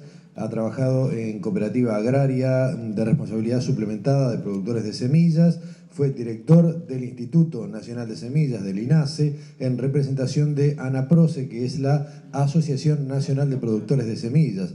También fue presidente del INASE entre los años 2005 y 2010, en representación del Ministerio de Ganadería, Agricultura y Pesca. En el año 2010 asumió la presidencia de línea del Instituto Nacional de Investigación Agrícola. Es integrante del grupo de productores del CREA de Barker, de su zona de origen allá en Colonia. Ingeniero Enzo Benech. Bueno, buenas noches. No vayan a creer que hice tanta cosa y que soy viejo nomás. Primero el agradecimiento al Instituto Clemente Estable por esta invitación, por tener la posibilidad de charlar un poco con ustedes. Y bueno, trataremos. No vayan a creer que yo no traje presentación, la tengo acá. Pero no se la voy a pasar básicamente por respeto a ustedes, porque me habían pedido 15 minutos y los compañeros que me antecedieron llevaron bastante tiempo. Y yo preferiría que ustedes me hagan preguntas y yo trate de contestar. Pero la presentación, si la quieren, con muchísimo gusto se la dejo. Tengo una copia impresa aquí y la tengo en el pendrive. Yo les agradezco además que pongan este tema arriba de la mesa, porque hace años que andamos la vuelta, es un tema polémico. Es un tema que se discute todos los días. Y bueno, me llamó la atención cuando Claudio dijo que no estaba en la agenda política, porque hay que leer los diarios en este país y no hay un día, yo creo, que no haya temas que tienen que ver con esto. Trabajamos mucho y cuando yo llegué en 2005 al INASE, este era un tema muy polémico. Se generó una moratoria de 6 meses, el gobierno, y armó un grupo interinstitucional de varios ministerios para tratar de resolver esto, y a mí me tocó porque el ministro de aquel entonces, que era el expresidente Mújica, me pidió que integrara este grupo que se llamaba el GIN. Era un gabinete chiquito que era con 4 ministerios, con el de Agricultura, el FODMA, Economía y el Ministerio de Industria. Trabajamos, la verdad, todo lo que pudimos y logramos.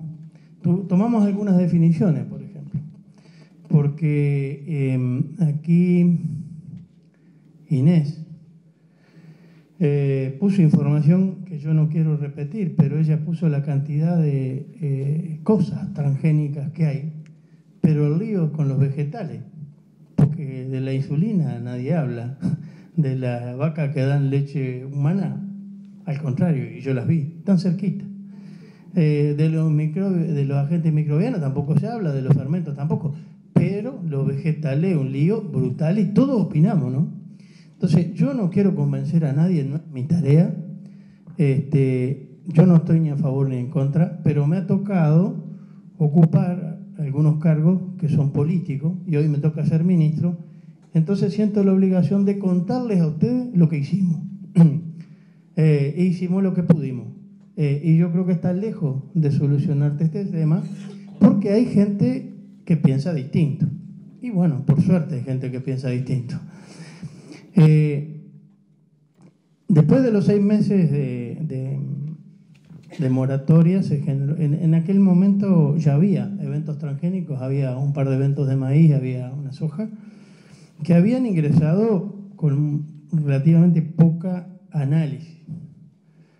Generamos un marco regulatorio nuevo, que es el decreto 353 del año 2008, e integramos más ministerios a la discusión. Generamos un gabinete de bioseguridad. Que a los ministerios que estaban les agregamos el de Relaciones Exteriores y el de... Salud Pública fue el que estaba, qué mal yo. El de Industria lo agregamos en el decreto. En la elaboración estaba Salud Pública de entrada. Entonces empezamos a revisar todo lo que pudimos. Y trabajamos cada uno en los temas.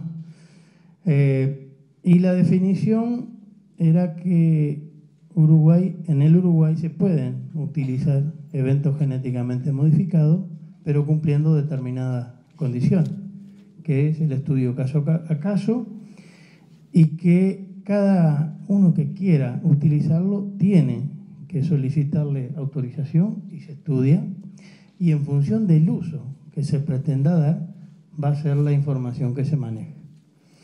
Y ahí hay distintos niveles de información solicitada. No es lo mismo tener, y aquí los compañeros mostraron, trabajos de investigación. No es lo mismo hacer un trabajo de investigación que tener una liberación al ambiente, como hemos tenido este año 1.400.000 hectáreas de soja. Y no es lo mismo. Por eso las exigencias son distintas.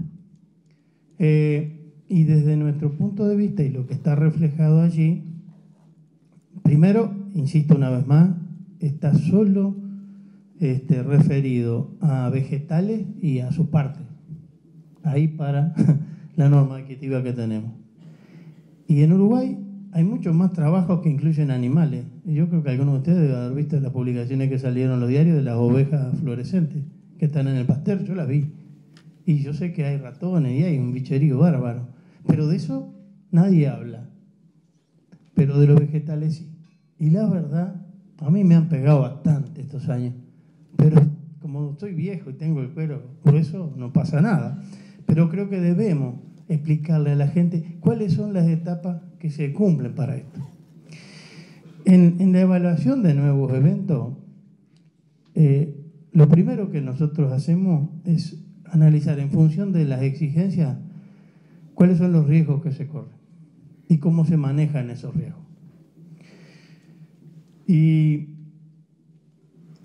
cuando estamos hablando de eventos que se liberan al ambiente, obviamente tenemos que tener mucho cuidado si hay efectos adversos hacia el ambiente, si hay cruzamiento, por ejemplo, si hay poblaciones nativas que complican eso.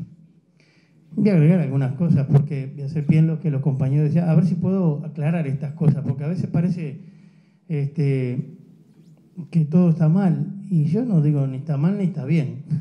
Lo decía la compañera, la evolución de la ciencia ha hecho que las plantas que estemos utilizando hoy no tengan nada que ver con la historia. Yo tengo las mismas gráficas ahí, y son productos de la evaluación, de la evolución, perdón, y son las que usamos todos los días.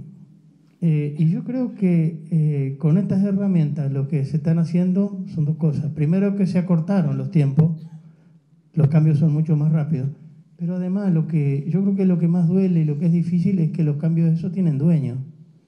Y atrás de esto hay grandes empresas que lucran con esto, porque claro, en el mundo hoy rige la propiedad, rigen las patentes, rige la propiedad intelectual. Y bueno, pero ese es el mundo que nos toca vivir. Hay cosas que podemos hacer y otras que aunque no nos gusten no las podemos hacer. Entonces nosotros tenemos mucho, o tratamos de tener mucho cuidado, y hemos establecido dos niveles de análisis de estos temas. Uno que es científico y técnico, y tratamos de hacerlo con el mayor rigor, y tratamos de hacerlo en forma integrada con la institucionalidad, porque también somos un país chico. Nosotros no podemos generar mucha estructura porque no tenemos recursos. Y si no, les cuento, yo estoy de ministro y vengo de empezar a analizar la ley de presupuesto, y estuvimos de las 9 de la mañana hasta las 3 de la tarde continuo analizando esto, viendo qué podemos hacer con los recursos que tenemos en un país pequeño. Cuando estamos hablando de estos temas, estamos hablando de inversiones millonarias de dólares. Entonces, lo primero que definimos fue que tenemos que utilizar la institucionalidad que tenemos y tenemos que pedirle ayuda a todos. Por eso hay 6 ministerios en este gabinete.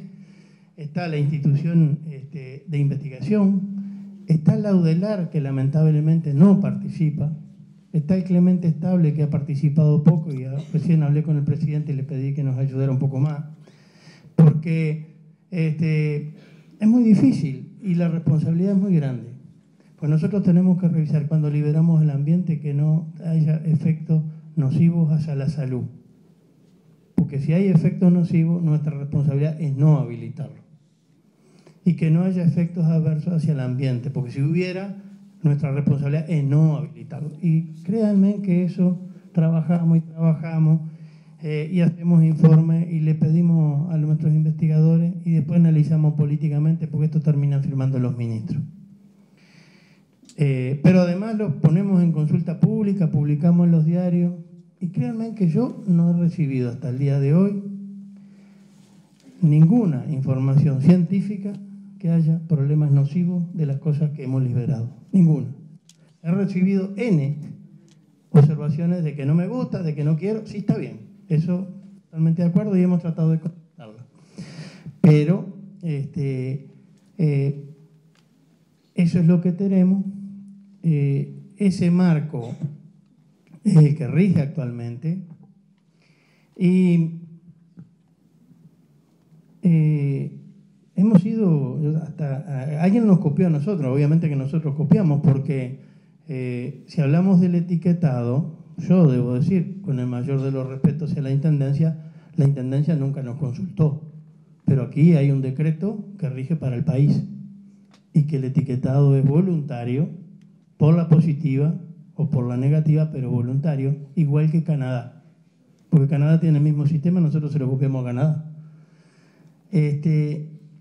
¿Y por qué definimos eso? En realidad porque yo creo que no podíamos hacer otra cosa, estoy convencido de eso todavía, pero además, por lo que dije anteriormente, porque si nosotros hacemos todo un proceso muy costoso de análisis, y créanme que mucho más costoso y mucho más riguroso para los eventos transgénicos que para los que no son transgénicos, porque para los que no son transgénicos, a ver, díganme qué se hace. Y acá revisamos y pedimos información y la volvemos a pedir y nos falta más y volvemos a pedir.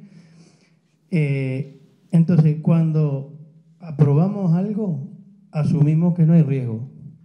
Pero también asumimos que puede haber gente interesada que pueda querer etiquetarlo para diferenciarse. Porque también hay cosas que le agregan beneficios. Lo pueden hacer, solamente que, como dice el decreto, tiene que demostrarlo y ponerlo claramente y poder ser por pruebas analíticas. Yo creo que estas cosas, bueno, la vida nos va a ir decantando, pero nosotros tenemos cajas llenas de información que la verdad a mí me hubiera gustado compartirla, no la puedo hacer, pero debo decirlo porque en nuestro ambiente 6 ministerios en este tema no fueron contestados. Y creo que no es sencillo.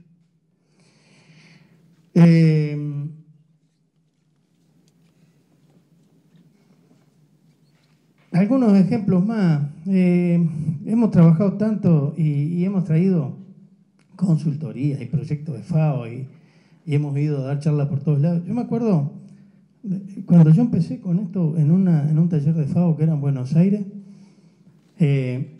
empezaban estos temas y el tema era la armonización a nivel regional. Y yo dije que me parecía medio una locura porque en realidad teníamos normativas distintas. Y había un boliviano, se paró y se fue caliente de la reunión porque en su país no se usaban transgénicos y estaban prohibidos en la Constitución. Siguen estando prohibidos, pero ahí mostraron que hay 1 millón de hectáreas de soja.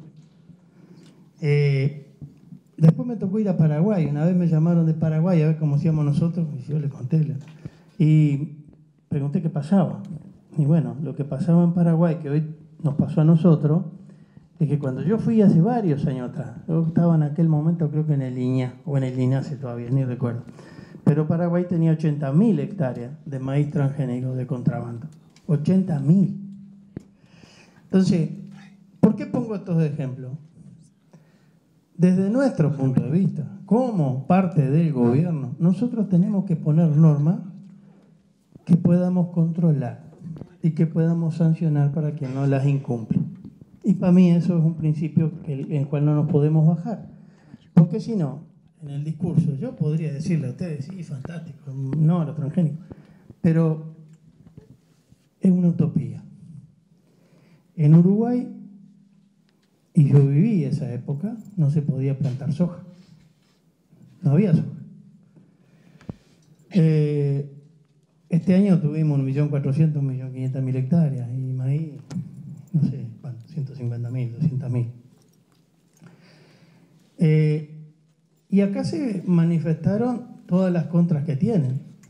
Y se habló del glifosato, tienen razón. Y se habla del paquete. No sentía nadie hablar de la atracina, que se usa en cultivos no transgénicos y es mucho peor que el glifosato. Mucho peor. Pero nosotros del gobierno la condicionamos, la aplicamos y estamos controlando. ¿Y qué quiero decir con esto? Yo no quiero decir que el glifosato sea bueno, no, lejos de eso. Pero si queremos intensificar, hay cosas que no tenemos más remedio. La evolución no tiene marcha atrás. El tema es cómo usamos esta herramienta. Acá debe haber algún médico, allí veo a la doctora Burger, ¿no? La conocí hace unos cuantos años y era hermana de una amiga mía allá que ya no está. Yo revisé las carreras ahora cuando salía, ¿qué le digo a esta gente? Porque el glifosato no es bueno, la verdad, no es bueno. Pero yo como viejo tomo varios medicamentos. La dosis letal de uno de los que yo tomo varios, ¿no? Que es para la presión, que es para la próstata, que es para el colesterol. La dosis letal del Balsacor, que es uno de los es 10 gramos por kilo. El de glifosato es 1,5. Por lo tanto, estoy pelado. Si el glifosato es malo, y no cuento los otros, ¿no? Entonces, pero ¿por qué pongo estas cosas? Y las quiero poner, estoy tratando no de confrontar, de poner cosas de la vida diaria. En la vida diaria, todas las cosas que hacemos, ¿cuánta porquería comemos que no sabemos? ¿Qué responsabilidades tienen las intendencias de este país, que son 19 países dentro de un mismo país porque tienen autonomía, y qué controlan? Yo trabajé, ahí lo dijeron en Calproce, que tenía un molino harinero, y conozco la operativa que acá hace. Entonces, créanme que a veces me preocupa, y yo recuerdo, por ejemplo, y yo insisto, miren que yo no soy defensor de los transgénicos, por favor no se crean eso porque no lo soy, pero en Colonia, y no hace tanto tiempo, había en Colonia, Soriano, Paysandú, área importantísima, que no se cultivaban más. ¿Por qué? Por el sorgo Alepo. O por el Sinodon dactilo, que es otra maleza, de las dos son inversoras. El sorgo sudanense, que el Alepo se trajo como forrajera y fue invasora y se extendió y no había herbicida para matarlo, hasta que llegó el glifosato. Y el Sinodon dactilo, que es lo que trajeron los ingleses para mantener los terraplenes en la vía del tren, es invasora, y mire que yo laburé con eso y no había forma, hasta que llegó el glifosato. Por eso, yo creo que las cosas no son ni blancas ni negras. Las cosas, la evolución, y hay que ponerle mucho rigor científico, mucho más. Y por eso yo les pido ayuda, yo quiero que trabajemos juntos. Que me digan que no les gusta, está bien, pero, a ver, exigime y respondemos. Y en ese marco, con mucha dificultad, venimos avanzando. 2 minutos. Voy a ser respetuoso porque después lo que dije. Por eso, el paquete, vamos a discutirlo, pero vamos a discutirlo para todo, no para los transgénicos. Yo le diría que los transgénicos es lo menos malo. ¿O ustedes no comieron alguna vez? Capaz que nunca se enteraron, pero ahora los choclos son transgénicos, los maíz dulces. Y no tienen la punta del choclo comido por la larva. Antes, cuando no eran transgénicos, tampoco tenían muchas veces. ¿Pero saben por qué? Porque una vez por semana, con la fumigadora, le ponían por la punta del choclo el insecticida. Y mire que nos cuento que me han hecho. Yo lo vi. Entonces, si ustedes me preguntan, bueno, vos, ¿cuáles son las alternativas? ¿Qué preferís? Y bueno, yo, la verdad, prefiero uno transgénico a no uno que me le meta la punta de la fumigadora en la punta del choclo, que nadie controla nada, porque pues eso lo come todo el mundo, ¿no? Y como esto, y como soy viejo, y como he sido productor y he estado siempre ligado, tengo N ejemplos. Entonces, yo, si un mensaje le puedo dar, trabajemos, comprometámonos más, comprometámonos seriamente a poner mucho rigor científico. Y nosotros como gobierno tenemos normativa, vamos a cumplirla, y si no, las cambiamos. Pero las cambiamos entre todos. Porque también de esto depende la vida del país. Este año tenemos $1.200.000 menos, largo, 1.200, perdón, de caída de nuestras exportaciones. Y ingresos van a ser, y nos va a pegar, fuerte. Eso es mucho más de lo que ingresa por el turismo. Y todas estas cosas juegan. Y el tema del agua, que también lo pusimos, y le robo 1 minuto más, es cierto que tenemos problemas. Y a nadie nos gusta el agua contaminada. Pero ¿saben qué? Esta es una historia vieja que heredamos nosotros de los viejos y algo tendremos que ver. Porque la represa del Canelón Grande, que no la usamos, y está pasada en fósforo largo, hace años que está colmatada. Y la laguna del Sauce eran 3 lagunas, antes, después la unimos. Pero mientras tanto fuimos, y están colmatadas. Es una realidad. Ahora, si por eso tenemos que dejar de plantar soja, el problema, créanme, lo vamos a agravar. Nosotros a esto le queremos, de vuelta, rigor científico, planes de uso y manejo, midiendo la cantidad de agroquímicos que utilizamos y controlándolo, midiendo la cantidad de fertilizantes y controlándolo. Yo no conozco otra herramienta. Eso es mucho trabajo, es mucho compromiso y es mucho investigación y conocimiento. Pero yo creo que por el lado del fundamentalismo no va. El último, y decían de la coexistencia, y sí, lo pusimos, pero ¿saben qué? No hemos recibido propuestas. Esta semana fue la primera vez que recibí una empresa argentina que se quería venir a hacer maíz no transgénico. Fue la primera vez que vinieron. Pero ¿saben qué? Yo creo que es totalmente posible. Yo trabajé mi vida en semilla.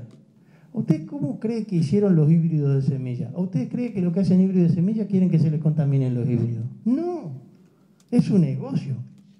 Pero sentémonos a ver cuáles son las condiciones. Pero es posible. Uruguay no es centro de origen de maíz ni de soja. No, no es. Que haya poblaciones criollas porque lo trajo el abuelo y la cuidan y el tartará. Está bien. Busquemos mecanismos, estamos dispuestos a eso, lo marca el decreto. Pero para eso tenemos que trabajar y mi sugerencia es que trabajemos mucho, pero hablando poco por la diario, por la radio, porque hay gente que no sabe. Yo me he encontrado muchísima gente que no sabe y que está sugestionada y asustada. Y bueno, tiene derecho. Yo no quiero alentar eso. Y sí poner todo el esfuerzo, todo el compromiso, todo lo que hemos hecho de tratar de ir avanzando esto en el bien común. No necesariamente tenemos que estar todos de acuerdo. Yo me alegro que haya ambientalistas que no quieren los transgénicos. ¿Saben por qué? Porque me obligan muchísimo más. Cuando yo firmo algo es porque estoy muy seguro y si no, no lo firmo. Muchísimas gracias.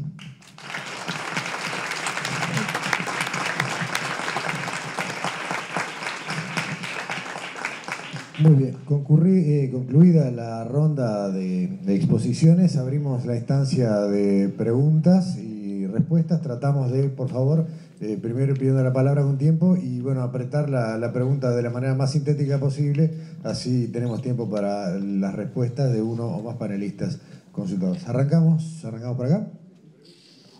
Sí, ahí está, sí, quien toma el micrófono va a preguntar nombre, bueno, si son de algún grupo o institución, mejor. Arrancamos. Gracias, buenas tardes. Mi nombre es Natalia Baiza, yo soy investigadora de aquí del Instituto Clemente Estable. Y bueno, un poco se mencionó ahora en la última presentación, algo también Claudio y Claudia nombraron, pero quería, no sé, destacar un poco la importancia del tema, que bueno, en Uruguay cuando se hace la evaluación de los transgénicos, se evalúa, la evaluación de riesgo, se evalúa exclusivamente, bueno, el evento transgénico, ¿no? El impacto del transgénico. Y no se tiene en cuenta, bueno, la evaluación de todo el modelo de producción y del paquete tecnológico. Entonces, como hemos visto que es un tema muy complejo, que lleva diferentes aspectos y que es como, yo creo que es muy difícil separar el efecto del transgénico o de todo el sistema de producción. O sea, quisiera preguntar, ¿no? Si no consideran que es importante incluir en la evaluación de riesgos transgénicos el impacto en otros aspectos, bueno, de todo el modelo. Y en particular, bueno, el de la soja, que es imposible separar del uso de glifosato. Y otro aspecto relacionado a la evaluación de riesgo es cuando se presenta, o sea, la información que se utiliza para la evaluación de riesgo es la información que presenta la empresa que solicita la comercialización. Entonces, si no, sería importante también incluir información independiente sobre esos efectos.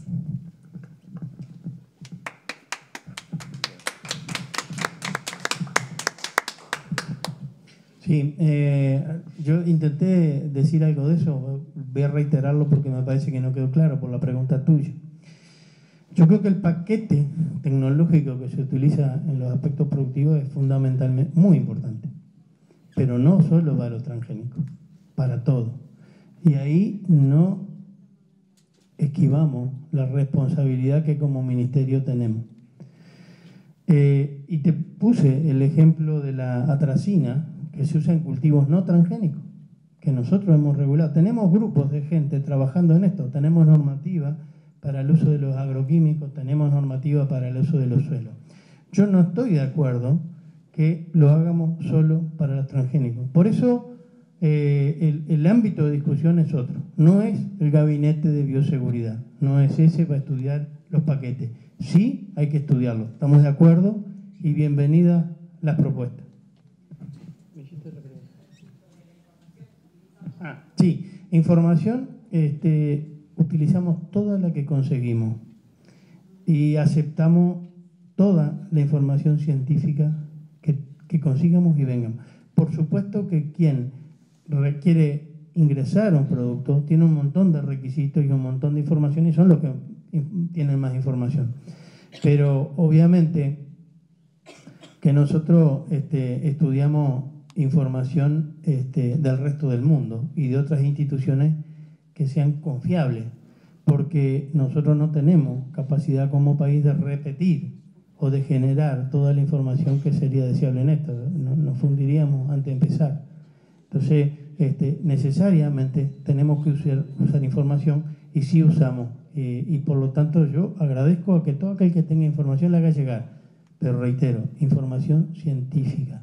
Los posicionamientos ideológicos no, porque no nos ayudan. Sabemos que existen y son respetables, pero no nos ayudan. Y te aprovecho, perdóname, pero no tiene nada que ver con lo que me preguntaste, pero me acordé ahora porque cuando hablaban de el glifosato potencialmente cancerígeno, hoy yo estuve hablando por otro motivo en el gabinete, está puesto en el mismo nivel que el mate caliente. Y si ustedes abren la República de hoy, van a ver una provincia de Argentina reivindicando eso. Entonces,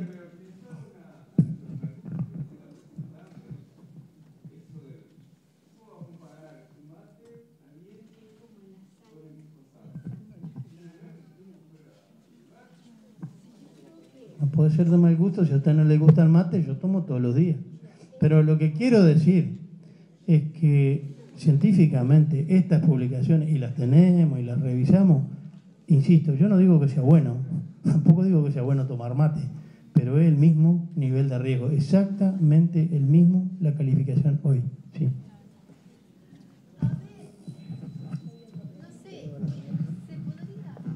Por favor, vamos a respetar el orden en el que han ido pidiendo la palabra. Bueno, buenas noches a todos. Mi nombre es Mabel Burger, soy médico y soy toxicólogo. Yo realmente es una pregunta, es un tema muy discutible. Yo lo tengo bastante claro. A pesar de que no tenemos una evidencia científica, como le llaman hoy, de las consecuencias del transgénico a la salud, yo me amparo en lo que estoy viendo como consecuencia de la implantación de los cultivos transgénicos. Y volvemos al paquete tecnológico, que lamento que no esté en consideración en el Comité de Bioseguridad.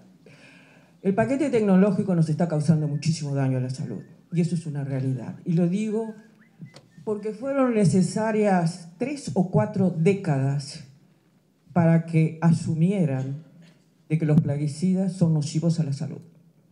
Y lo son. El glifosato no puede ser comparable al mate.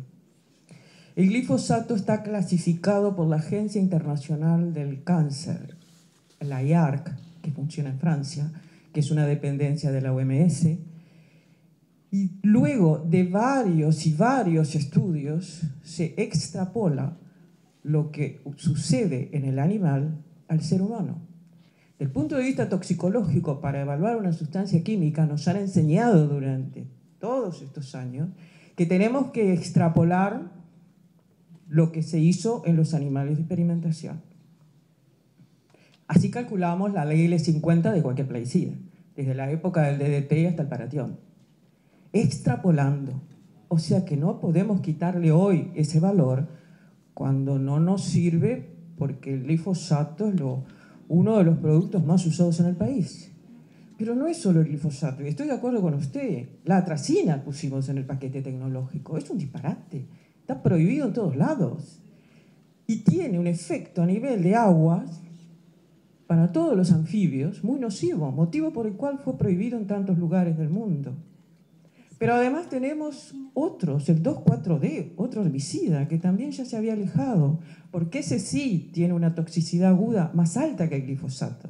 Sin embargo, tiene una toxicidad crónica también tan fea como la del glifosato. Yo creo que todo lo que se va avanzando en investigación en ese paquete tecnológico hay que evaluarlo y muy seriamente, muy seriamente. Por ejemplo, hoy tenemos personas que al ser fumigadas por el mosquito, por el avión, han presentado evidencia clínica aguda de los efectos. ¿Cuál es el problema más grande? En primer lugar, para mí, el problema más grande que los expuestos a plaguicidas hoy es la población en general. Ya sé que lo estamos de antes por los alimentos, por supuesto, con el ejemplo del choclo que usted puso, pero estábamos expuestos a mucho menor dosis. Hoy los volúmenes que se usan son increíbles, debido a que tenemos 1.400.000 hectáreas plantadas, ¿no? Y a que no hay control, ningún tipo de control. Entonces, si no controlamos estrictamente las sustancias químicas, cualquiera sean ellas, así sea el medicamento, que cuando sale al mercado es la única sustancia química que cuenta con un ensayo clínico. El plaguicida sale al mercado sin ensayos clínicos, por razones obvias. La insulina transgénica, si no la usamos, el diabético se muere. Esa es la gran diferencia. El medicamento lo tomamos cuando estamos enfermos. Los productos vegetales y otros comemos todos los días. Por lo tanto, los recibimos en forma involuntaria. Es un tema que da para mucho y sin duda que hay que hacer muchísimo en el país. Pero para mí en este momento es realmente un serio problema tener que ver las cosas que estamos viendo cuando pasa el mosquito o el avión al lado de las escuelas rurales, al lado de las poblaciones rurales. Eso como cosa ya tremenda, como está pasando en Argentina, donde hay realmente documentación seria de todos los efectos a la salud. Lamento, tal vez no fue una pregunta, sino que fue un razonamiento.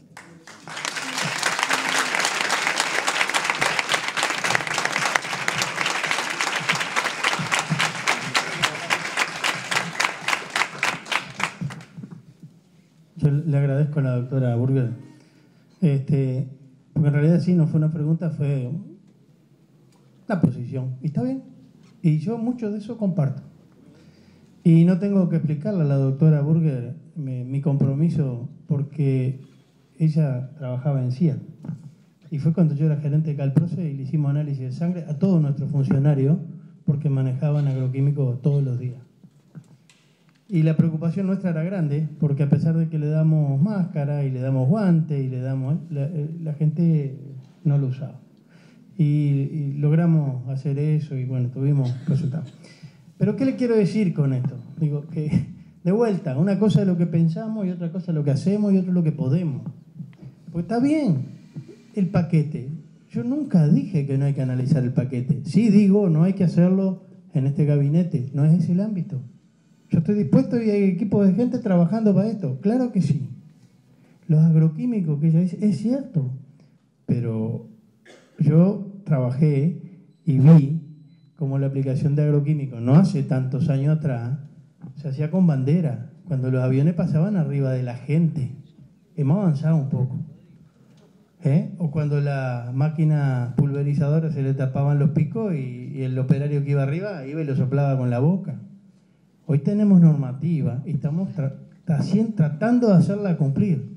Y yo no digo que esté bien, porque todos que tenemos libreta de chofer, sabemos que tenemos que respetar la norma. Díganme acá, ¿quién de nosotros no ha pasado alguna vez una luz que debía haber frenado o anda un poquito más ligero? Es así. Entonces, yo insisto en esto. Si nos comprometemos todos y hacemos el esfuerzo entre todos, es un poco más fácil. Si nos ponemos la vereda de enfrente a tirar piedra al otro, créanme que se nos dificulta mucho y hay veces que no podemos. Gracias. Tenemos acá la escalera. No olviden presentarse, identificarse y en la medida de lo posible la comprensión de las preguntas. Hola, Marcos Montesano, Facultad de Ciencias, Laboratorio de Fisiología Vegetal del Centro de Investigaciones Nucleares. Luego nos conocimos ya hace tiempo. Está claro que no es fácil hacer, tampoco es fácil generar normativas. Mi pregunta es muy concreta. Desde el 2008 tenemos este marco regulatorio, ¿no? Y la pregunta es, ¿qué se ha hecho para medir, por ejemplo, el uso de la tecnología en el caso de soja, por poner un ejemplo, en el caso de maíz también, pero concretamente en el caso de soja? ¿Qué se ha hecho para controlar el manejo de la tecnología, para comprender lo que estamos haciendo? Nueva tecnología implica nuevos hábitos, ¿tá? Y yo veo que tenemos nueva tecnología con malos hábitos, con viejos hábitos. Entonces yo pregunto, desde el 2008 hasta ahora, ¿qué se hizo con respecto a medidas de glifosato, con respecto a cuánto se aplica el glifosato en la soja y así sucesivamente? El control del uso de esa nueva tecnología. Y ya como segunda parte de esta pregunta, que hay un marco regulatorio ahora donde todos aquellos investigadores que hacemos ingeniería genética tenemos que participar e informar al Ministerio de Ganadería, Agricultura y Pesca. Yo le pregunto, concretamente, si en algún momento, en este desarrollo de la biotecnología que se viene dando de la mano del gobierno, ¿no?, con la generación del marco regulatorio, etc., se tuvo en cuenta la otra parte del desarrollo de la tecnología, la que hacen los investigadores. Por ejemplo, hay investigadores que intentamos proteger intelectualmente el conocimiento que generamos, capitalizar el conocimiento que generamos. Y yo, por ejemplo, no veo en los documentos del marco regulatorio de bioseguridad una contemplación hacia los investigadores en ese aspecto. Esas son mis dos preguntas. Muchas gracias.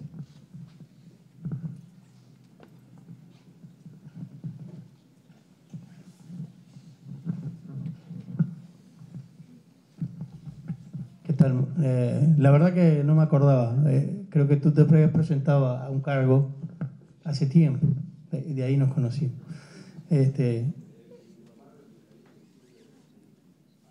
Sí. Bueno, gracias. Te voy a corregir algunas cosas, porque tú no tenés que darle cuentas al Ministerio de Ganadería y Agricultura, sino tenés que darle cuenta al gobierno. El Gabinete de Bioseguridad es un gabinete ministerial integrado por 6 ministros. Y cuando lo que dice el decreto, si tú lo lees bien, dice que el Ministerio de Agricultura es el responsable de suministrar la infraestructura, la silla, el escritorio, la computadora y la gente. Por eso la ventanilla es del Ministerio, pero esta no es una legislación del Ministerio, es del gobierno de este país. Eso es un tema. ¿Qué se ha hecho? Y algo. Hay regulaciones de uso de agroquímicos, algunas incompletas. Nosotros estamos convencidos de que hay problemas de cómo se usan. Y tenemos una plataforma fuerte, que es el Sistema Nacional de Información Agropecuario. Parte de esa información aquí se manejó, pero también va a jugar ahí el tema de los agroquímicos. Hoy la mayoría y las grandes extensiones se hacen con mosquitos. Esas máquinas están con GPS y hay un sistema y un control satelital sobre los mismos. Obviamente lo estamos afinando, esto es nuevo, no es una cosa que esté... Pero además, debo decirle que hay mecanismos y aquí tiene que haber un control social. Quien vea que se usan mal los agroquímicos, hay una página en nuestra página web donde pueden hacer la denuncia y yo no tengo conocimiento de que nunca se haya dejado de ir, nunca. Vamos automáticamente. Porque y además ha pasado muchas veces. Yo salgo todos los viernes al interior y todo el mundo me dice, mirá que fulano aplicó malo, le pasó a la escuelita. Está bien, pero llena el formulario, lo firma y nosotros vamos. No podemos saber de todo eso. Asuntos Públicos, para conocer mejor, para saber más.